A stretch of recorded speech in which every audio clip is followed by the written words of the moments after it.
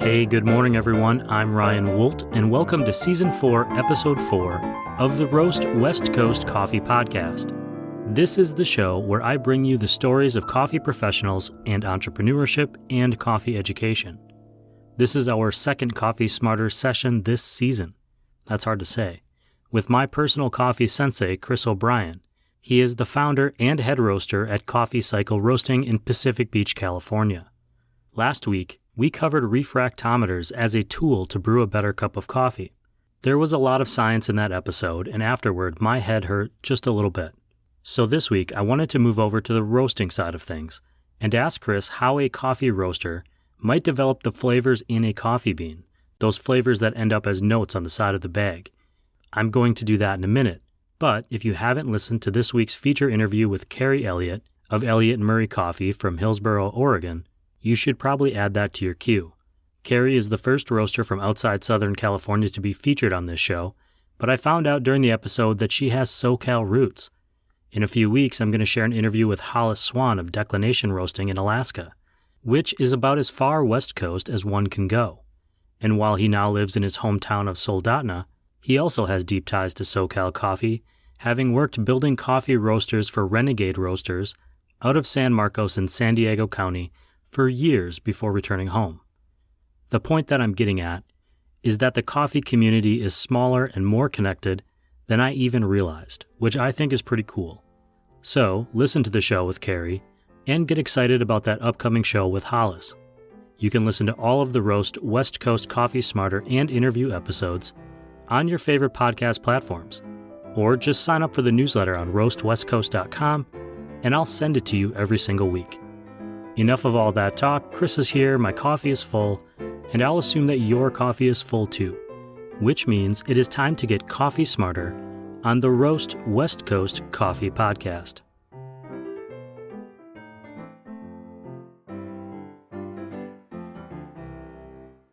Hey Chris O'Brien, Coffee Cycle Roasting. Welcome back to the Roast West Coast Coffee Podcast, Coffee Smarter session for the week.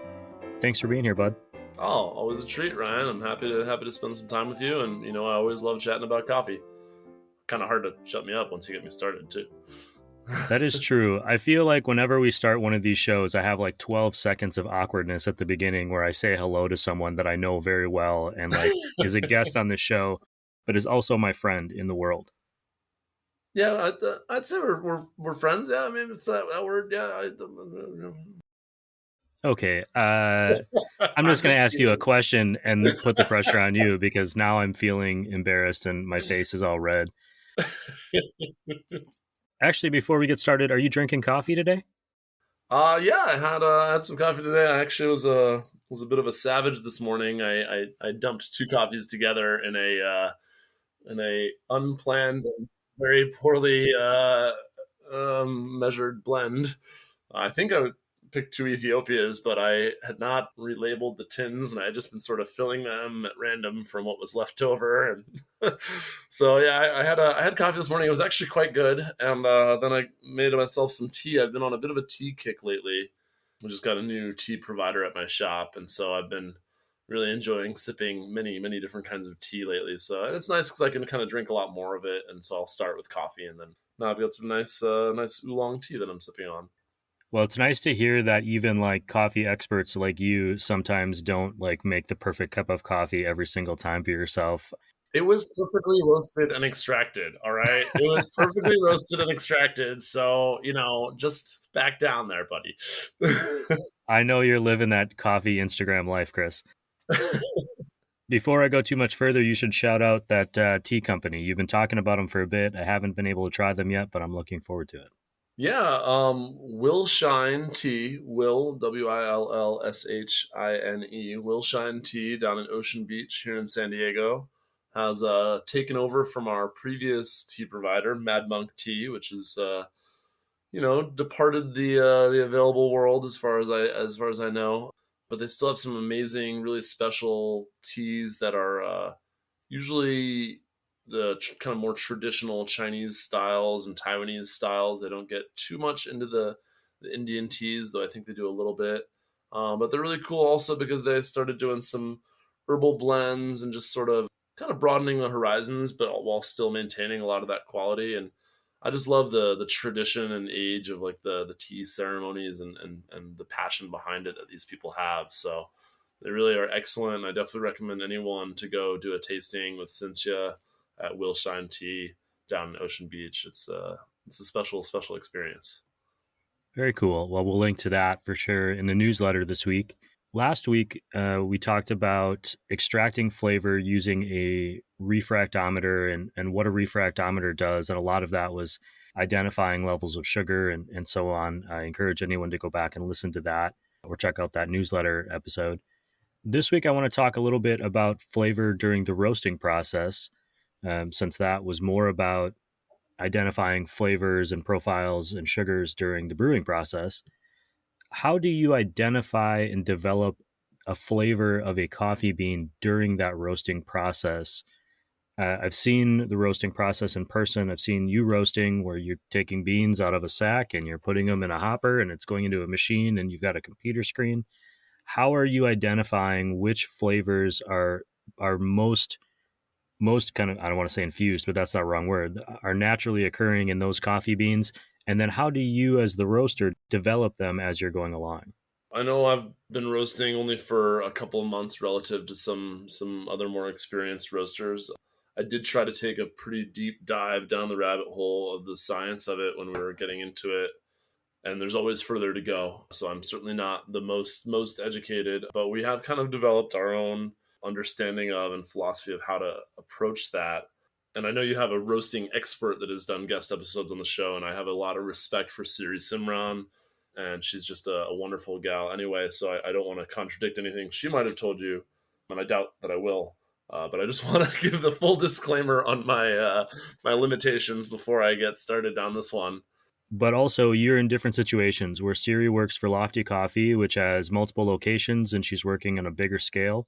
And you're a new young roaster. And I'm going to ask her the same question. So I think it's really interesting to see how you guys will have different answers or different perspectives based on both your size and the equipment you're working on, which is different. I know Lofty just expanded into a big loring machine, Yeah. and you're working on a Diedrich. And so there's all kinds of little twists and turns that each place is going to have that's unique to you. If I'm not mistaken, I think your machine is propane, which is another variable as well. So I think it's Sure. fair to say that we can have different answers, but also I think a lot of overlap. Yeah, and I'm sure that Siri has read a lot of the same information I have and has sort of seen a lot of the same things I have. But to get back to your question, rather than just the disclaimer part, our roasting philosophy is very much modeled on something that I heard at another roastery I worked at, but is pretty simple. We try to roast the coffee to its peak of flavor and no further. I've had some experiences of having the same green coffee roasted by different roasters that were all excellent. The one that comes to mind is a directly sourced Kenya coffee sourced by a partnership between four roasters.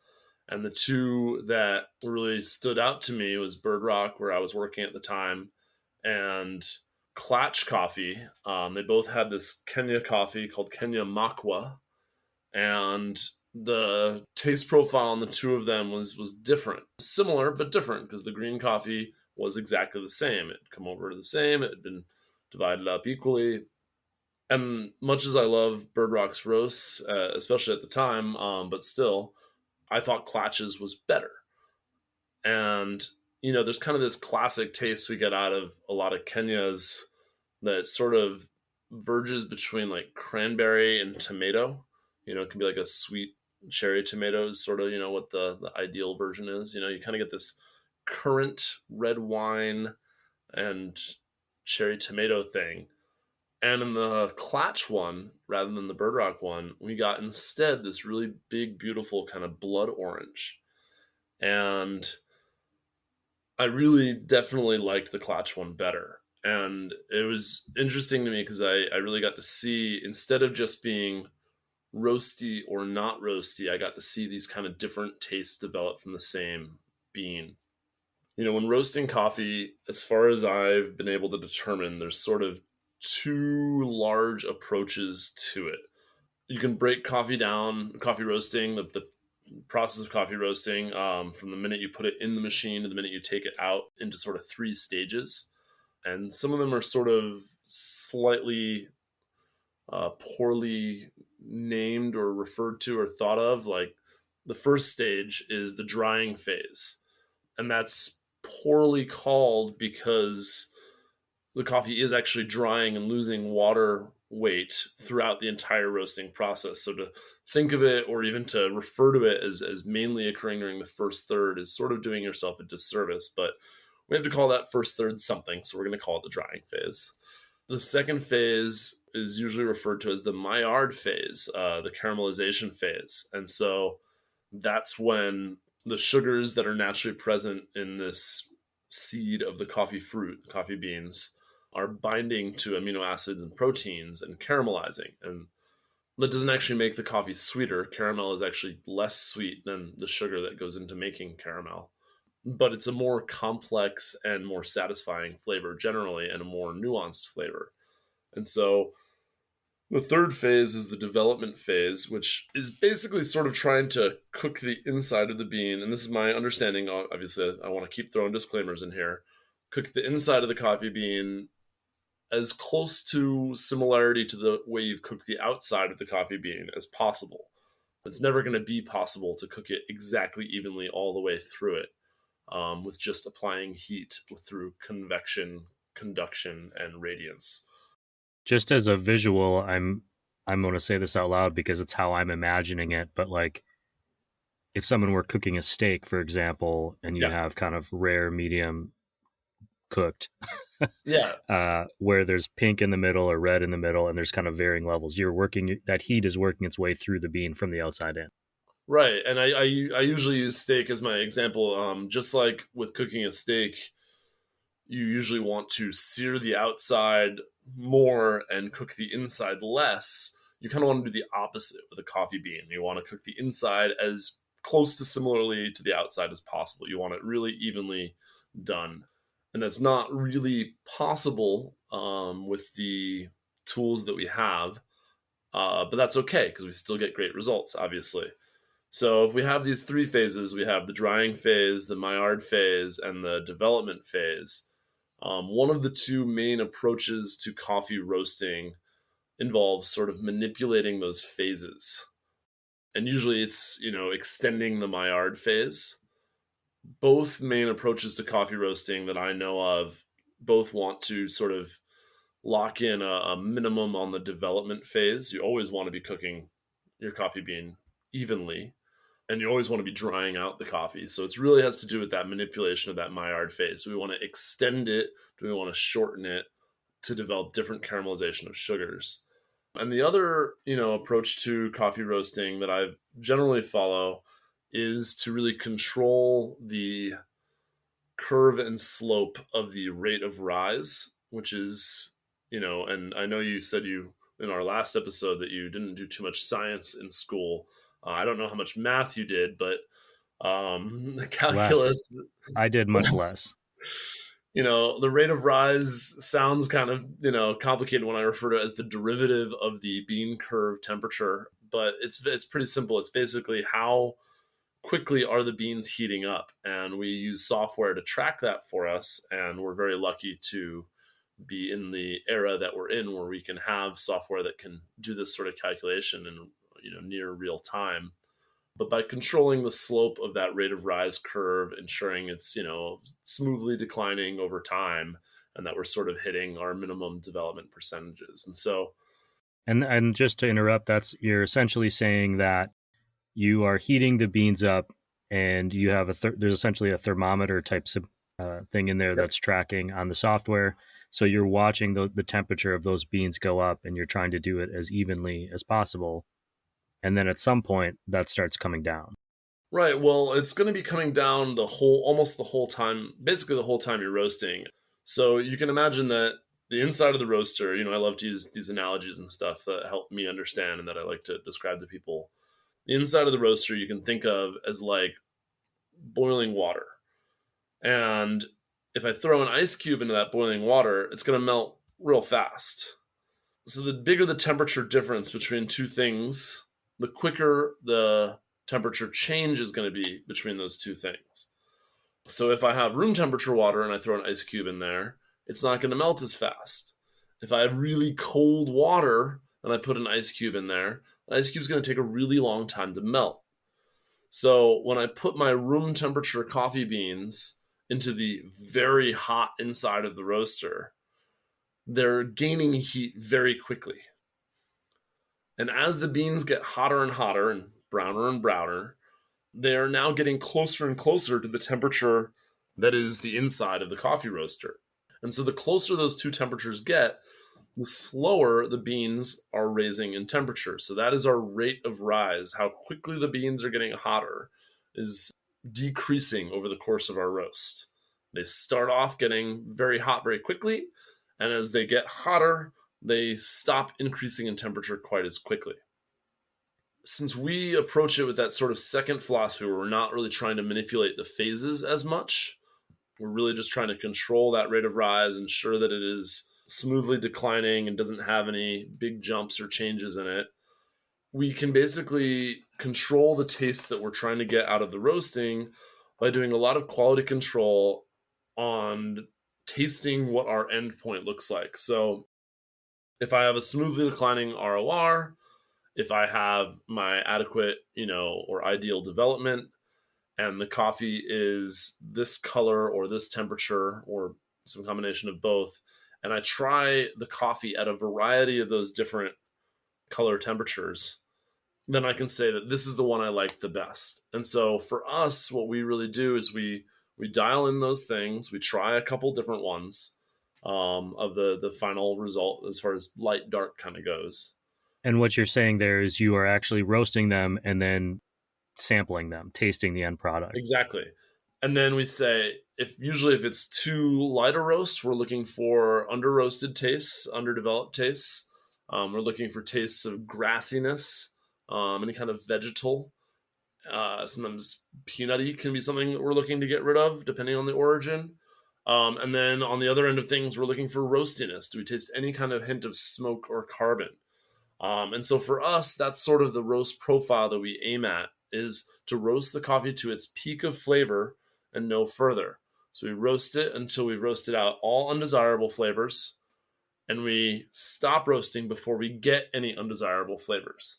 So, in our last episode, when we were talking about the refractometer, we talked about extracting all the good stuff that we want and stopping before we extract any kind of bad stuff.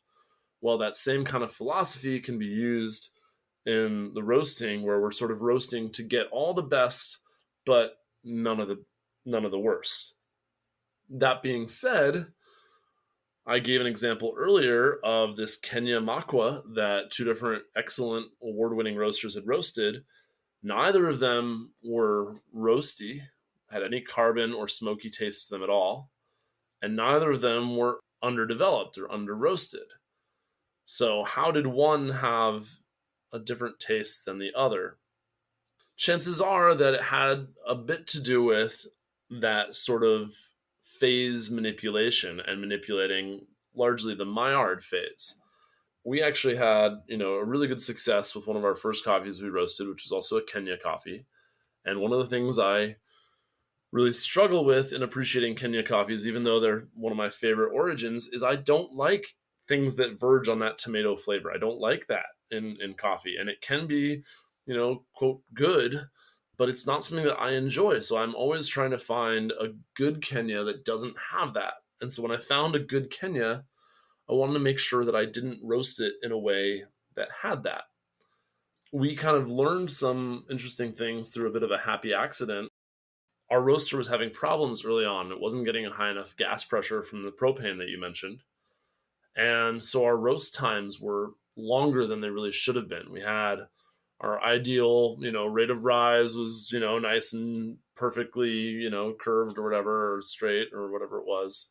We had our development percentage locked in. We tried different temperatures, and we found one that we really liked, temperatures and colors, and we found one that we really liked, and it wasn't tomatoey at all. And the roast time was pretty long. And this is especially interesting to me because one of the authorities on coffee roasting is a guy named Scott Rayo, and I won't say anything personally because it's, but he definitely is very knowledgeable and very opinionated. And he likes to share coffee knowledge as a way to increase his consultancy business and his book sales. And so he shared this piece of coffee knowledge on his social media recently about roasting, where he said that the roast time shouldn't really have much of an effect on the coffee flavor, assuming that it's within, a sort of relative range, and assuming that you get all the other things right. And yet we had this wildly different experience with our Kenya, where when the roaster was broken, it was roasting for too long, and we loved the coffee. And then we fixed the coffee roaster, and we were able to roast this Kenya just like, some other sources had recommended we roast this Kenya, and it roasted very quickly. It took on this heat without scorching or getting any kind of carbonized taste, and it roasted fairly quickly. We hit all our other numbers, and it was tomatoey. And we were like, what the heck, man? And we tried a couple different temperatures and colors, and it still had this tomatoey note to it. And we were like, gosh darn it. And so it's one of the few times when we kind of identified a certain taste that we liked or didn't like, and were able to manipulate something while keeping everything in these good realms. And basically what we did was we extended the roast time by applying less heat early on. And we were able to change that tomatoey note into something much more like a black cherry, red wine kind of tasting note that was really enjoyable to me and to all the other people that can't stand the taste of tomato in their Kenya. And so it was awesome because we had this kind of happy accident that let us figure it out. But when I sort of dive into why did this happen and how was this a deliberate choice that we were able to make, it probably comes back to that first philosophy of coffee roasting of phase manipulation.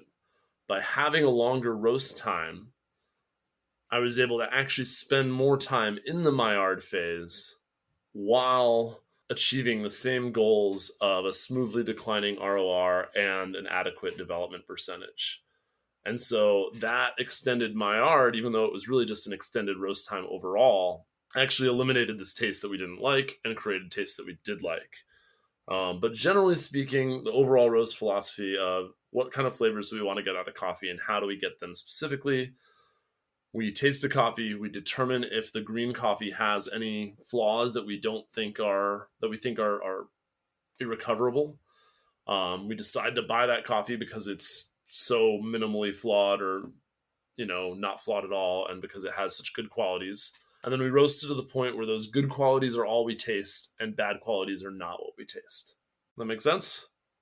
Yeah, I think so. Just because I'm curious, how many times I know you can't be specific because every coffee is going to be different, but how much of time are you spending on this sampling testing process before you think you've dialed something in? Is there kind of you're going to at least create this many data points before you go forward, or is it possible that you could do it once and be like, no, this is it, I'm done now?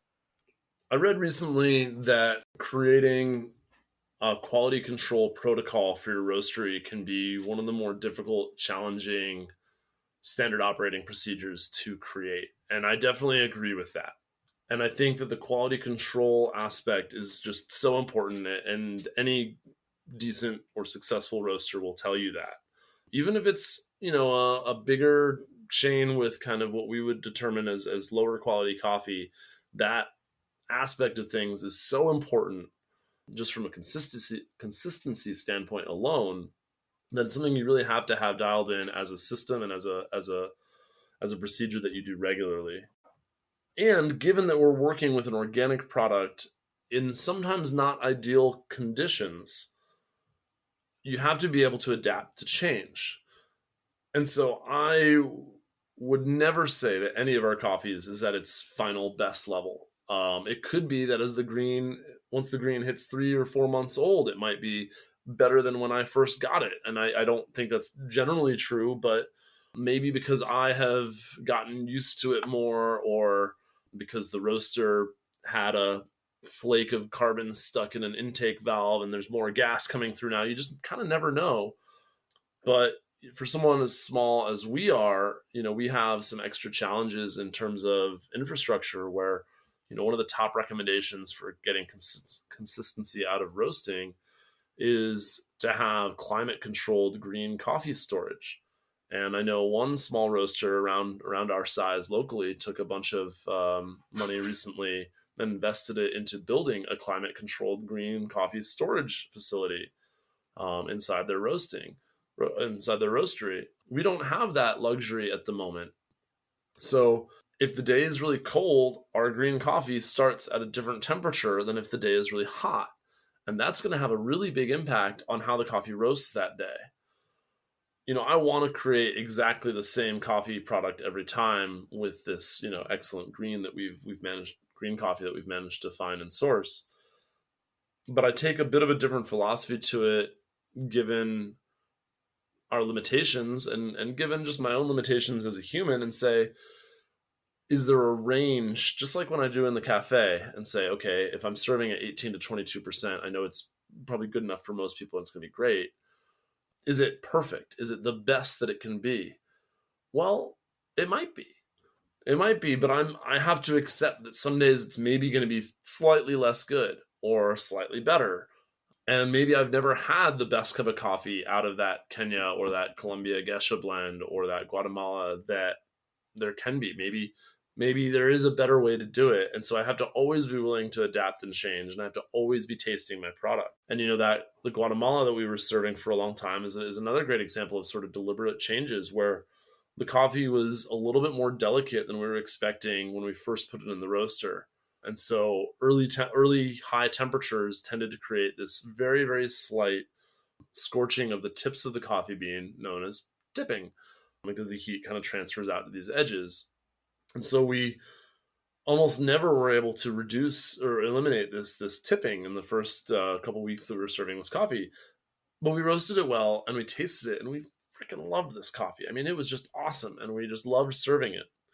And so over time, we kept trying to sort of tweak the roast profile little by little, always maintaining that it was good until we, reduced or eliminated this tipping. And we were able to do it using a technique called the soak that I won't really go into too much, but that it sort of works well on smaller roasters like ours. And we managed to get this coffee roasted without tipping. And all our other numbers were the same. All our other results were the same. Same color on the digital analyzing device that we have, all this different things. And yet, when we did a quality control taste, when we eliminated the tipping, the coffee didn't taste as good. It tasted slightly under roasted and underdeveloped. So we realized we had to change our other profiles to compensate for this correction that we had already made. So it's really all about just continually reevaluating and retasting and retesting. And that's the only way to get the best results. And that's the only way to ensure consistent good results, is just to have a really good system of quality control in place and to always be open to the thought that this coffee could be better. Well, I think that is a great place to end this episode. That was a lot of info. And I think it's really an awareness piece, both as a consumer and as someone who cares about coffee, and also for you, that we've said it on this show between you and I a bunch of times. This is an organic product that is constantly changing, and the variables, as you just mentioned, temperature, climate, age, there's all these different things that can affect your cup of coffee. So that consistency, that is one, very challenging to create, but also and this is just kind of a personal opinion. I don't want to put words in your mouth, but I think it's kind of interesting to say, I went to this coffee shop and I tried this coffee in the first week that it was roasted, and then I tried it again a month later and a month later, and I might be getting, they might be the same beans, but a different flavor experience for me because of all the different changes that have happened. And I guess I think I would look at that as something interesting and fun as opposed to a flaw. Yeah. And I mean, I think a really excellent, really, really experienced roaster, with hundreds and even thousands of roasts under their belt, can arguably create a pretty close to ideal roast the first or second time on a batch of coffee. But there's just so many variables that are basically impossible to account for. I once read that, all coffee is a blend. You think you have this single origin thing. You think you have this single, unique, homogenized thing. And it's never going to be that.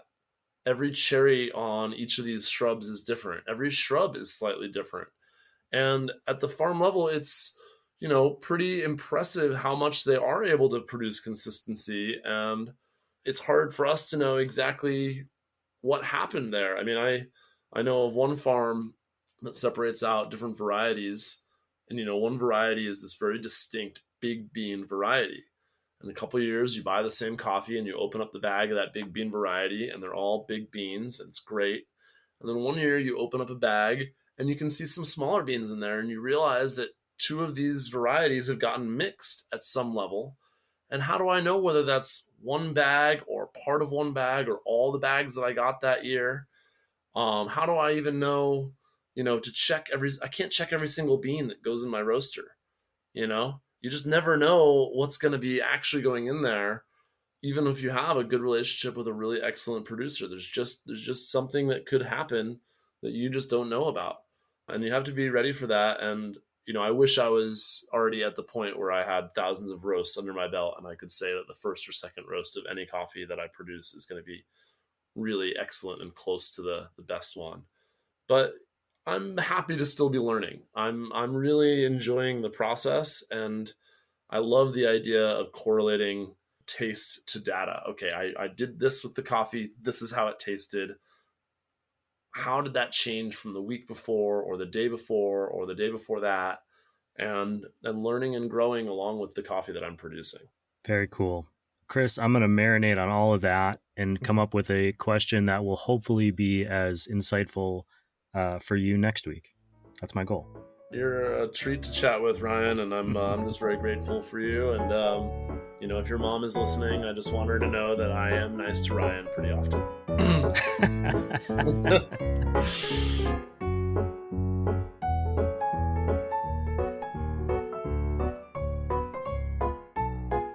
To recap, there are generally 3 phases to roasting a batch of coffee beans. Stage 1 is the drying stage, which is poorly named because drying happens throughout the process. It is the first time the temperature of the beans is rising. It'll be the biggest spike in temperature change when looking at the rate of rise, which is represented in the roasting software as a line graph. Rate of rise is the measurement of how quickly the beans are heating up.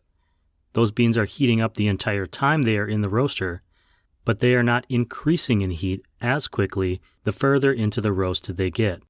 So the chart will be a steep spike at first, and then a gradual decline as the temperature continues to rise, but does so at a slower pace. Stage 2 is the Maillard phase. Maillard is spelled like male lard, just in case you're looking it up. This is the caramelization phase, which doesn't necessarily mean that you are making the beans sweeter, but it is the period in which the roaster can most enhance the flavors found naturally in the coffee. At this point, the rate of rise has peaked, and the roaster is trying to increase the temperature of the coffee beans as smoothly and consistently as possible. The rate of rise line graph will look like a long bunny hill slope coming down from the peak. Stage 3 is the development phase, where the bean is cooking and the roaster is trying to get the inside of the bean cooked to match the outside, as evenly as possible, like the reverse of how a master griller might cook a steak. Chris mentioned tipping as an issue his roasting team was facing when dealing with some equipment issues, and the edges of the beans were cooking faster than the rest of the bean. From the context, it made sense, but I looked it up on the Sweet Maria's website anyway.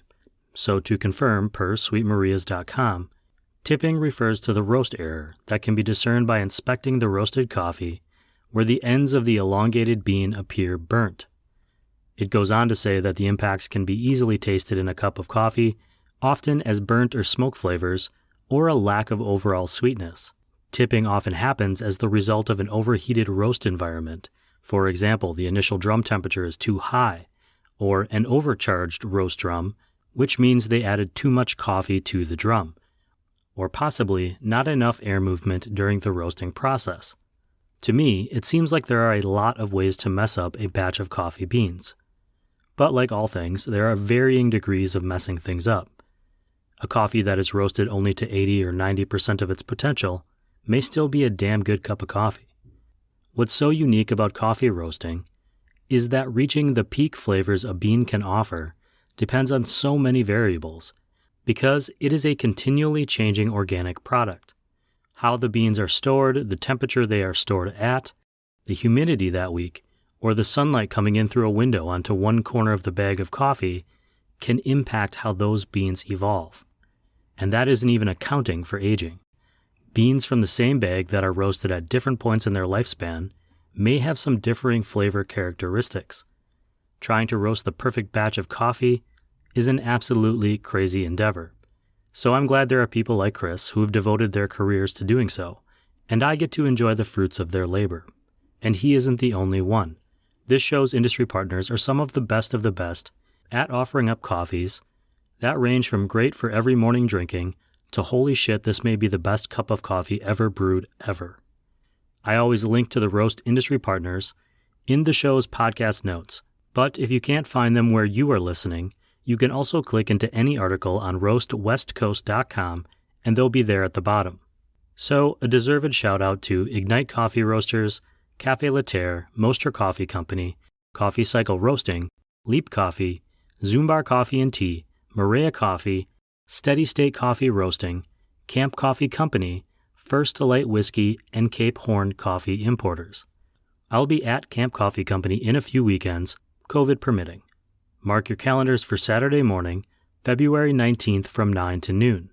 I'll be there with stickers, drinking a great cup of coffee, and interviewing customers to be featured on a future episode of the Roast West Coast Coffee Podcast.